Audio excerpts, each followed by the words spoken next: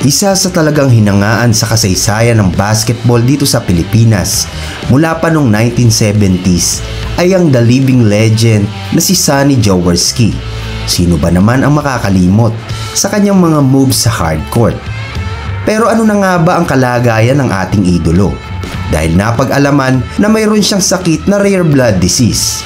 Halika at ating aalamin sa maiksing talakayan na ito. Pag-uusapan din natin kung paano ba siya nagsimula at ang ilan sa kanyang mga naging legasiya sa Philippine basketball. Pero bago tayo magpatuloy, ay hinihiling kong mag-subscribe ka na. Pindutin mo na rin ang notification bell upang updated ka sa mga video na gaya nito. Si Robert Vincent Salazar Jaworski Sr. ay sinilang noong March 8, 1946. Mas nakilala siya sa tawag na Sonny, Big J at Jawo. Ang kanyang ama ay isang American Polish descent na si Theodore Vincent Jaworski at ang kanyang ina ay si Iluminada Bautista Salazar na isang Ilocana. Lumaki ang batang si Jawo sa mga lansangan sa Pandakan sa Maynila. Dito na rin siya namulat sa larong basketball. Nagsimula si Jawo sa larong kalye, mga liga sa barangay, na katulad lang din ng mga tipikal na manlalaro na nagsisimula pa lamang. Taong 1963, sa edad na 17 anyos ay nang madiskubre si Jawo ni Coach Pilo Pumaren. Hinikayat siya nito na maglaro sa University of the East. Ngunit noong mga panahon na yon, si Jawo ay nasa FEU pero nagkataon naman na walang slot sa kupunan nito. Kaya naman kinuha siya ni Coach Pumaren at ipinakilala kay Maestro Baby Dalupan. At dito ay naging varsity player siya sa UE Red Warriors noong 1964 na kung saan ay pumangalawa kaagad siya sa leading scorer ng kanilang koponan noon. Taong 1965 at 1966 ay binigyan naman niya ng back-to-back title ang kanilang paaralan sa UAAP. At dahil sa ipinamalas na husay ni Jawo sa hardcourt ay nahirang siya upang lumaro at irepresenta ang bansa sa Bangkok Asian Games. At sa sumunod na taon, noong 1967 ay muli niyang nirepresent ang Pilipinas sa Asian Basketball Championship. At dito ay nasungkit nila ang gintong karangalan. At sa kaparehong taon din ay sumali naman siya sa Eco Painters sa ilalim ni Coach Carlos Loizaga. Lumipat naman siya sa bagong buo pa lamang noon na kupunan na Meralco Ready Kilowatts noong 1968 pero hindi naman siya pinalaro dahil sa kakulangan sa release papers. Nakapaglaro siya sa team ng Meralco noong 1970 na kung saan ay nahirang siya bilang Most Valuable Player o MVP. At dahil sa kanyang gilas na ipinamalas, ay pinapalagay na rin ng mga analyst na si Jawo na ang pinakamahusay na manlalaro ng basketball sa bansa noong mga panahon na iyon. At bago naman mamayagpag ang Crispa, ay ang Meralco ang naunang kupunan na naging matinding karibal nila noong panahon ng Mika. Matindi ang kanilang naging laro noon dahil talagang literal ang bakbakan na naging laban nila sa hardcourt. At maging ang kanilang mga tagahanga ay nagkakainitan din matapos ang kanilang laro. Ganyan katindi ang pagyakap ng mga Pinoy sa larong basketball noong panahon nila. Paano nga ba inukit ni Jaworski ang kanyang pangalan sa basketball? Ilan nga sa mga halimbawa ay noong mga panahon na nasa Red Warriors pa lamang siya. Dahil nakatikim kaagad ito ng suspension sa laro. Matapos na silang makipagbugbugan sa mga manlalaro ng University of Santo Tomas. 1971 naman ay nang muntik ng bawian ng buhay si Jawo habang nasa kalagitnaan ng laro dahil sa napakadelikadong pagbagsak sa kanya ni Casimiro Santos. At sa kaparehong taon din sa laban nila ng karibal nilang Crispa ay naganap ang isang bagay na kamuntik ng tumapos sa kanyang karera. Dahil sa simula pa lang ng laban ay talagang sobrang init na ng dalawang koponan na tila walang magpapatalo at ilalabas ang lahat ng kanilang makakaya magwagi lang sa kanilang laban.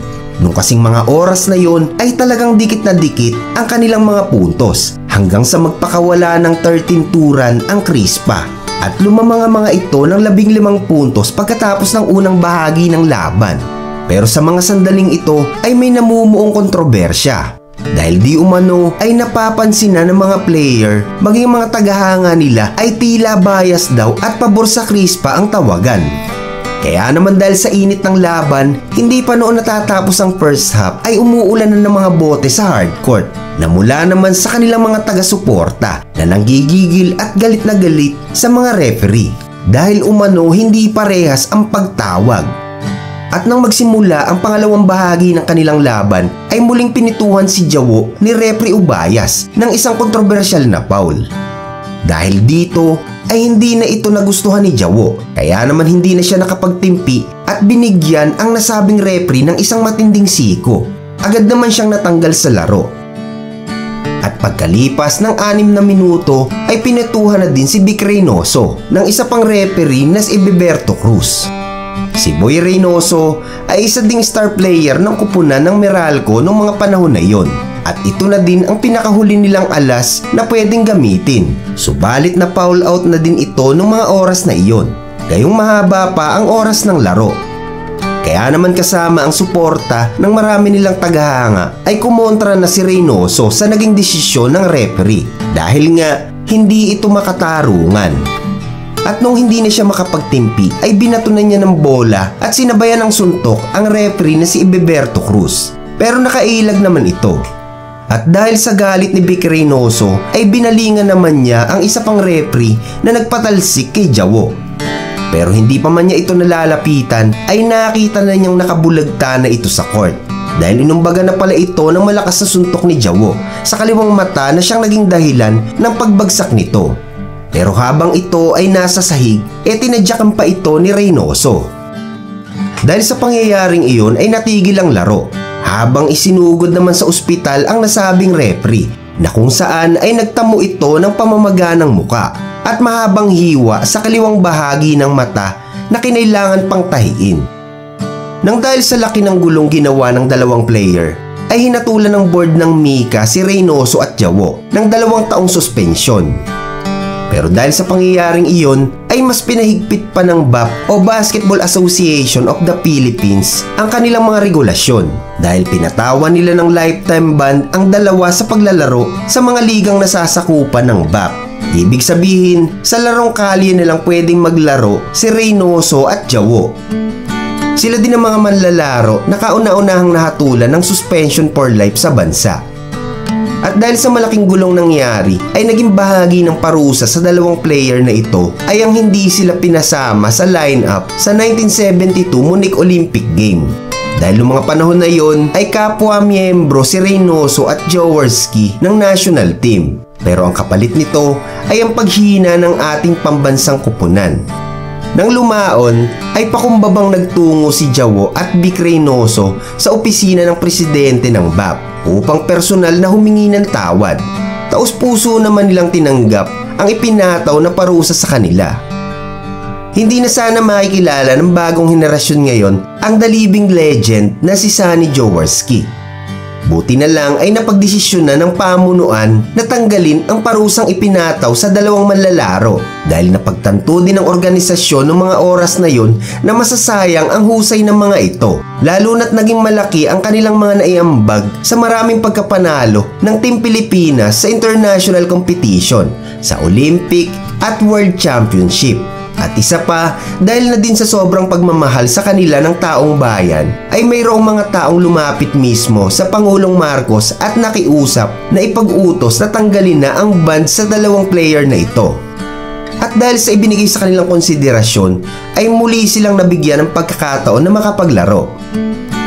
Sa muling pagsabak ni Sonny Jaworski sa hardcourt ay lalo naman niyang ipinakita ang kanyang husay sa paglalaro at hindi niya binigo ang kanyang mga tagahanga. Kaya naman patuloy ang kanyang naging pamamayagpag at tuloy-tuloy ang nakuhang tagumpay ng kanyang kupunan. Taong 1973 ay muling nasungkit ng Pilipinas ang kampyonato sa Asian Basketball Confederation na siya namang naging daang muli ng ating bansa patungo sa World Championship na ginanap sa Puerto Rico noong taong 1974 na sa ngayon ito yung mas kilala natin na FIFA World Cup. At sa kaparehong taon din ay naging team captain na din si Jawo ng ating pambansang kupunan na sumabak sa Asian Game.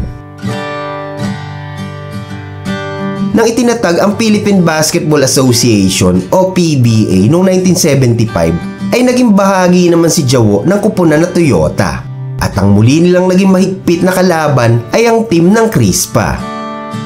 Lumaro si Jaworski ng 9 na season sa nasabing kupunan at 9 na kampyonato din ang nasungkit niya dito at nakamit niya ang Most Valuable Player o MVP noong 1978.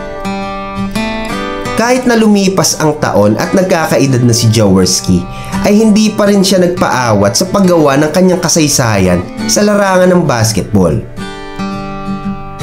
Nang mabuwag ang team ng Toyota noong 1983, ay lalo pa siyang namayagpag dahil naging bahagi siya ng Gilbis Gin na sa kalaunan ay tinawag na Ginebra San Miguel. Hindi may tatanggi na si Jawo ang dahilan kung bakit magpasa hanggang ngayon ay napakapopular ng kupunan na ito sa Philippine basketball. Dahil nung panahon niya ay siya lamang ang halos nagbigay ng lahat ng kanilang epikong pagkapanalo. Kaya naman masasabi kong si Jawo ang naging mukha ng kanilang kupunan sa mahabang panahon na siyang nagsilang sa mga katagang never say die spirit. Tanging ang kasaysayan na lang ang makapagsasabi. Ang huling naging laro ni Jawo ay noong March 1997 na ginanap sa Dumaguete City. Siya ay nagretiro sa edad na 50 na masasabing isa sa pinakamatandang player sa kasaysayan ng basketball dito sa Pilipinas. Taong 1998 nang pasukin ni Sonny Jaworski ang mundo ng politika. Siya ang ika-8 senador na naluklok sa pwesto noong mga panahon na yon. At dito ay sinulong niya na magkaroon ng malaking budget para sa mga atleta. Naging miyembro din siya noon ng GAB at naging chairman ng Economics Affairs. Muli siyang tumakbo sa pagkasenador noong 2004, subalit siya ay nabigong manalo. Pero noong 2016 ay nadiskubre ng mga doktor na mayroon siyang pneumonia. Kaya naman naging sanhi ito ng kanyang panghihina at pagbagsak ng pangangatawan. Taong 2021 naman, hindi pa gumagaling ang una niyang sakit ay muling napag-alaman ng mga doktor na mayroon siyang rare blood disease na kung saan ay sobrang taas ng kanyang iron level. At kasabay nito ay ang kanyang pagiging anemic. Ayon nga sa salaysay ng kanyang anak ay kung saan sa mga doktor na ito dinala, pero wala ni isa dito ang nakahanap ng solusyon. At kahit nga mga doktor sa ibang bansa ay hindi rin maipaliwanag ang kanyang kalagayan. Sa ngayon, base sa kanyang pamilya ay medyo bumubuti na ang kalagayan ni Jawo dahil araw-araw ay may nakikita ng progress sa kanya. Kumpara ng mga nakaraang taon ay wala talagang nakikitang pagbabago. Patuloy pa ring lumalaban ang ating idolo sa kanyang karamdaman at ang tanging hiling ng kanyang anak ay pagdasal natin ang kanilang ama na si Sonny Jaworski. Paalala lamang po na ang ating talakayan ay isang brief history lamang at hindi isang libro. Kaya po kung mayroon akong hindi nabanggit ay comment nyo na lang sa ating comment box section. Maraming salamat po sa panunood.